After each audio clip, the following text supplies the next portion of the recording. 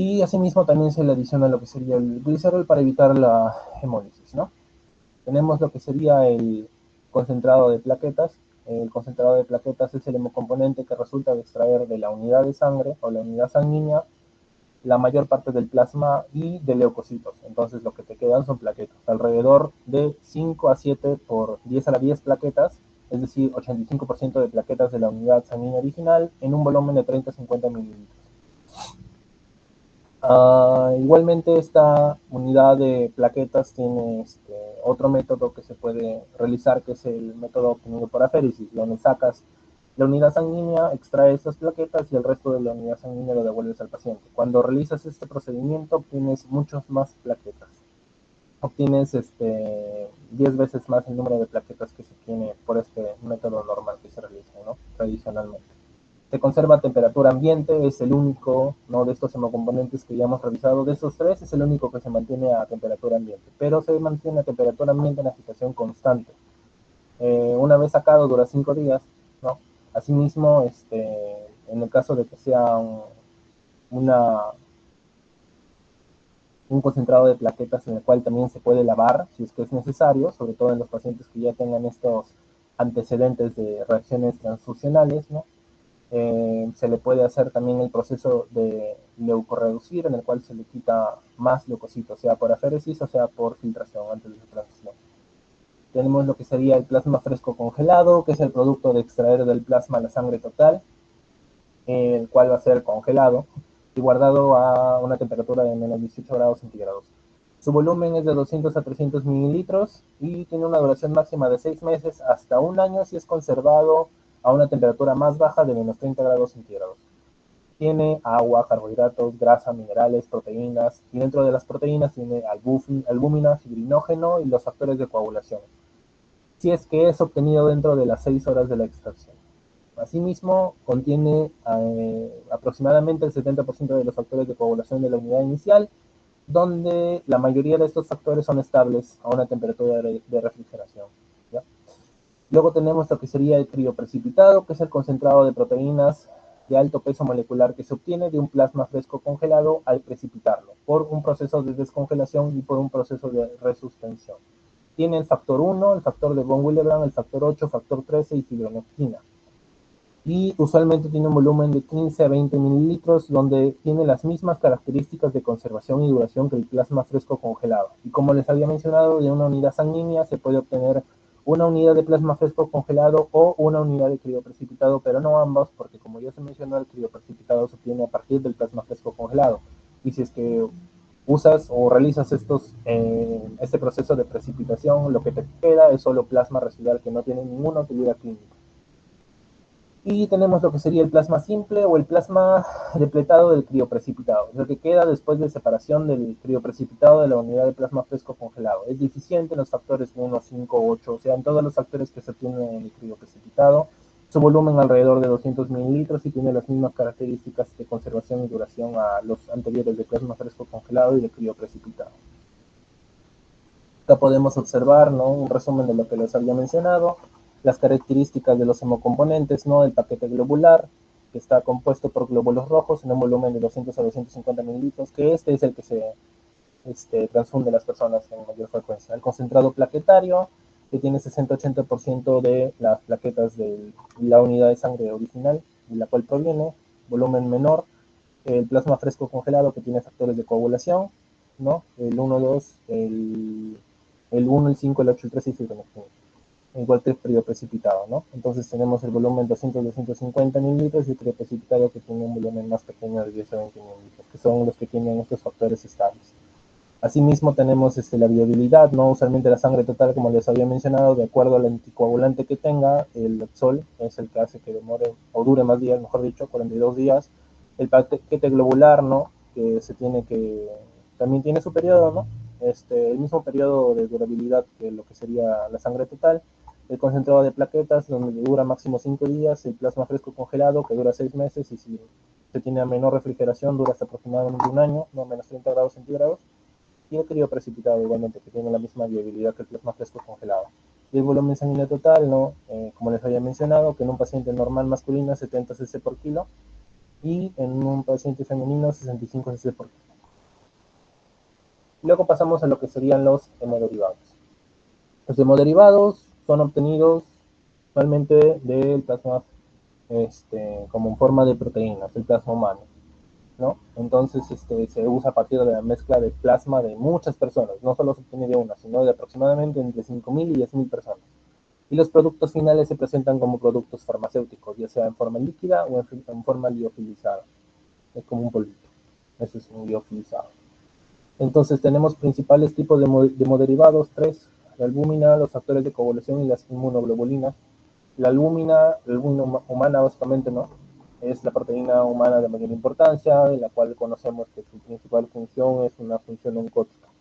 Entonces, hay diferentes preparados comerciales: 5%, 20%, 25%. La del 5% se le denomina isoncótica. Esta es la que se vende más en el mercado, que se usa más en los pacientes, sobre todo en los cirróticos, o en los pacientes niños que tienen síndrome nefrótico. También se usa el albúmina al 20%. Es una hiperoncótica, tiene 200 miligramos por mililitro y viene acá en el albúmina al 20% un frasco de 50 mililitros. ¿Ya?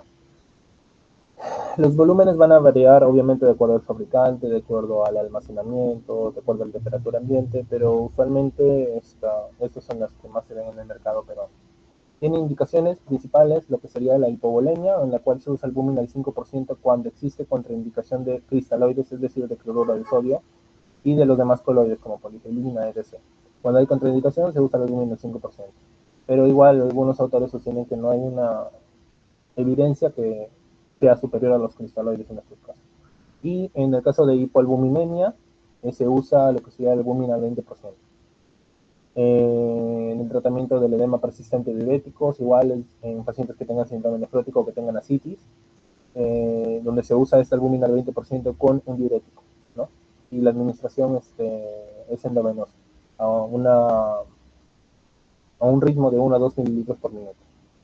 Luego, la dosis en adultos va a poder determinarse, tal como se observa en la fórmula: proteína total necesaria en gramos por litro menos la proteína total presente en gramos por litro, por el volumen plasmático en litros, que usualmente es 40 cc por kilo en adultos, y en niños va a variar de acuerdo a edad y por dos. Luego, los factores de coagulación, que son otro de los hemoderivados, son preparados de mezclas de plasma humano de numerosos donantes que han sido sometidos a diferentes etapas de separación, inactivación, concentración. Entonces, al final terminan siendo más ricos en el factor específico. Dentro de estos tenemos variados como el concentrado del factor 8, que se usa en hemofilia tipo A, porque ahí es donde hay la deficiencia de este factor, y en la enfermedad de von Willebrand, en la cual está muy relacionado, ¿no?, el factor 8 con lo que sería la proteína von Willebrand. El factor de von Willebrand como tal también se vende en el mercado. El factor 9, que se usa sobre todo en la hemofilia B. El complejo de protrombina, que tiene factores 2, 7, 9, 10, indicado en pacientes con hemorragias graves y anticoagulados con dicumarínicos como la warfarina. Y el fibrinógeno, también, que se vende en el mercado. Y luego tenemos lo que serían las inmunoglobulinas, ¿no?, que se obtienen del plasma mediante igualmente una variedad de procedimientos para que al final sea administrado intramuscular o endovenoso, donde contienen fundamentalmente inmunoglobulinas de clase G en el 95% y algunos trazas o restos de la inmunoglobulina de tipo M y tipo A, que son terapéuticamente insignificantes. Dado que proceden de mezclas de plasmas de muchos donantes, la especificidad de los anticuerpos es muy amplia de estos, ¿no? Va dirigido contra muchos agentes infecciosos, y por ende también puede haber el hecho de llegar a tener una variedad de efectos adversos. Puede tener reacciones anafilácticas en los pacientes, desde una reacción simple como escalofrío, cefalea, hasta una reacción anafiláctica con hipotensión, etc. Por eso siempre está relacionado con qué tan rápido se infunda la inmunoglobulina. Hay específicas, tanto intramusculares como endovenosas. Dentro de las específicas tenemos, por ejemplo, la anti-RH, el resto, que se usa sobre todo en pacientes mujeres de grupo sanguíneo negativo cuya pareja es RH positivo y que tiene un feto RH positivo. Se usa en profilaxis en la semana 28, se administra usualmente, y después del parto, si es que el recién nacido es RH positivo, se le también coloca esta inmunoglobulina antes de las 72 horas de vida del recién nacido. También existen inmunoglobulinas antihepatitis B, las inmunoglobulinas antitetánicas en heridas recientes que no hayan recibido vacunas en los últimos 10 años o se desconoce el carnet de vacunación o el esquema de vacunación de esta persona, las antirrábicas como profilaxis después de una mordedura por animal con posibilidad de contagio, las anticitomegalovírus también, pero principalmente anti-RH, antitetánica, antirrábica y antihepatitis.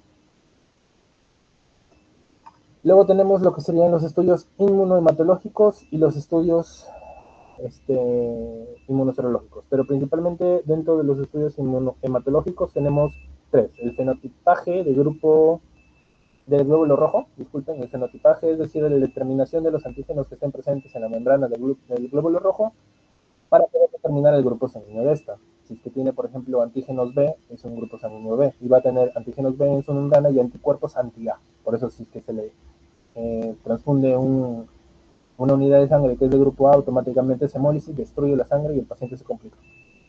Por eso siempre se busca la compatibilidad, ¿no?, del grupo sanguíneo del donante, la confirmación de este también, porque obviamente cuando un paciente, por ejemplo, al hospital llega de emergencia y requiere cirugía de emergencia, hablando en el servicio de cirugía, por ejemplo, ¿no?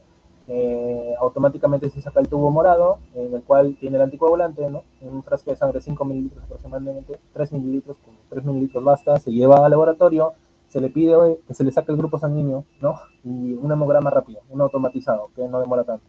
Tienes al grupo sanguíneo, pero obviamente como ese paciente viene por cirugía de emergencia usualmente, va a requerir quizás transfusión sanguínea, entonces tienes que llevar otro tubo más a banco de sangre para que ellos confirmen el grupo sanguíneo, porque obviamente si es que algo sucede va a ser culpa de ellos. Entonces confirman el grupo sanguíneo y realizan las pruebas cruzadas mayores, que ya se va a ver que son las pruebas de compatibilidad, el segundo punto. Existen pruebas cruzadas mayores y menores, pero la que mayor es la que se realiza en el hospital, no es una prueba en la que se diluye, ¿no?, la muestra del paciente con la unidad de sangre que tú quieres dar, que es del mismo grupo sanguíneo. Entonces las dos las diluyes y ves si es que no hay una reacción de una con otra, una reacción antígeno-anticuerpo. La prueba de compatibilidad pretransfusional, en la cual se enfrenta la dilución del grupo del glóbulo rojo de la bolsa, la cual vas a transfundir, y el suero del paciente que tú estás recibiendo en ese tubo morado. Esto se realiza en el banco de sangre para detectar existencia de algún anticuerpo del paciente contra un antígeno de los glóbulos rojos de la bolsa a transfundir, que se le denominan los anticuerpos extraños, que se les había mencionado desde un primer momento, que son usualmente anticuerpos que no se observan por los simples exámenes, pero se hacen siempre en estas pruebas cruzadas. Y si es que sale apto, ¿no?, o sea, no hay reacción, se te da la bolsa de sangre. Entonces, usualmente este proceso es el que hace que cuando uno vaya al banco de sangre y pida la unidad de sangre, te digan, ok, vuelve como en una hora. Este proceso es lo que demora, ¿no? Y a veces en la solicitud transfusional, como les voy a mostrar más adelante cómo está compuesta la solicitud transfusional, hay un apartado en el cual el médico con su sello y firma puede decir, ¿saben qué? Necesito esta unidad de sangre rápido, así que dámela sin prueba de cruzadas. Obviamente es sopesar, ¿no?, el hecho de que el paciente, porque si es que por algún motivo obtienes esa unidad de sangre sellando que no necesitas la prueba cruzada porque le tienes que transfundir y hace reacción, se complica el paciente. Entonces siempre se sopesa qué tan necesario es para el paciente esa unidad de sangre en ese momento sin usar las pruebas cruzadas. Y usualmente sí se da también. Bueno. Y como tercera prueba tenemos lo que sería el test de Coombs, que es un test de aglutinación, es decir, es un test artificial que se usa para detectar anticuerpos, usualmente los de inmunoglobulina G o fracciones de complemento, que estén unidas a algún antígeno del glóbulo rojo, para detectar la sensibilización de estos glóbulos rojos. Entonces, existen dos, el test de Coombs directo y el test de Coombs indirecto. El test de Coombs indirecto se usa para detectar anticuerpos libres y específicos en el plasma, por ejemplo, las pruebas de compatibilidad cruzadas. Esa es lo más importante en la cual se usa el test de Coombs indirecto. Y el test de Coombs directo se detecta los anticuerpos, pero no los que estén libres, sino los que están unidos a los antígenos, es decir, al glóbulo rojo, los que estén unidos a esto. Y eso se usa en toda la variedad del resto de casos que puede existir. Por ejemplo, en las anemias hemolíticas se usa test de Coombs directo. En la enfermedad hemolítica del recién nacido, lo que sucede es que la madre es RH negativo y el feto es RH positivo, se usa el test de Coombs directo. Si es que es un paciente o una madre que tiene un grupo sanguíneo distinto al grupo sanguíneo de su recién nacido, se usa el test de Coombs indirecto para ver si es que es normal o anormal. Y si es anormal, quiere decir que hay una incompatibilidad ABO, entonces, o RH, en el peor de los casos, que es más letal.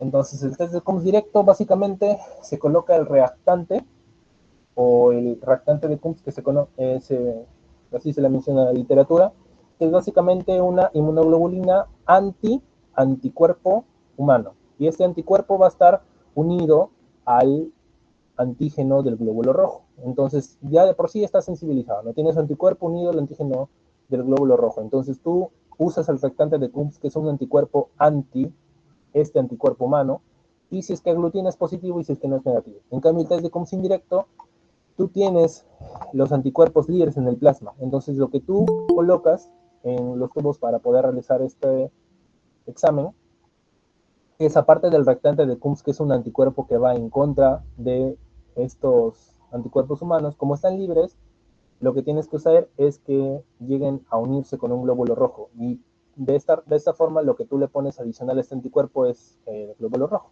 básicamente, del donador. Si es que se aglutina, es decir, este anticuerpo reacciona con los antígenos de su glóbulo rojo y luego el anticuerpo que tú pusiste como reactante de Coombs, pues reconoce estos anticuerpos, es un resultado positivo. Si es que no, es un resultado negativo. Ahora pasamos a lo que serían las indicaciones terapéuticas de los hemocomponentes o la transfusión sanguínea, mejor dicho. Las guías clínicas que se presentan en general siempre van a tener las indicaciones para administrar los hemocomponentes, ¿no?, aceptadas razonablemente como una base para orientar la buena práctica de medicina transfusional, ¿no? Ahora, hay que tener presente que esta medida de transfundir es transitoria y es personalizada. Se corrige la deficiencia específica que tenga. Si es que está anémico, si es que está con plaquetopenia, con leucopenia, si es que está en déficit de los factores de coagulación o los tiempos de protrombina o tiempos de coagulación elevados. Entonces se usa específicamente para la medida terapéutica, básicamente, no de acuerdo al hemocomponente que uno requiera. Y hay que también tener en cuenta que esta deficiencia va a volver a producirse, al menos que se trate la causa de que se surja esto. Por ejemplo, si es que es una anemia por enfermedad renal crónica, tú le puedes transfundir, pero tienes también que usar eritropoyetina, porque en la enfermedad renal crónica obviamente la anemia está producida por eso, por deficiencia de la eritropoyetina. Entonces no vas a vivir transfundiéndole toda su vida, sino hay que controlar esa anemia de otra forma, pero en el momento que se necesite o que no tengas la eritropoyetina o que no responda a esta, puedes usar la transfusión sanguínea, ¿no?